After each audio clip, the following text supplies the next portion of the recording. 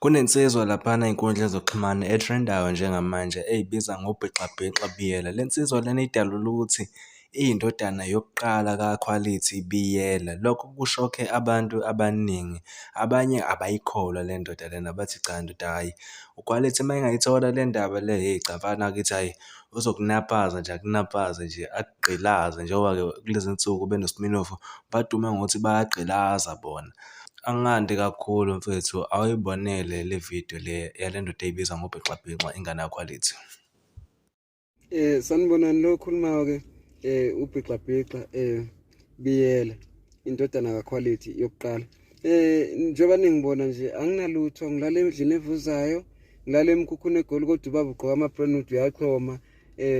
Uthi ngeke ugqoke kanje uma usondliwa unyoka, kodwa mina wahluleka ukungikhulisa, ngazi nje i-under yakhe ubaba. Ulokhu edunusa la edla amatshwala, mina akaze ngithengele ngisho i-under ubaba wami uKhwalithi Biyela. Ey'winja baba mane, ey'winja.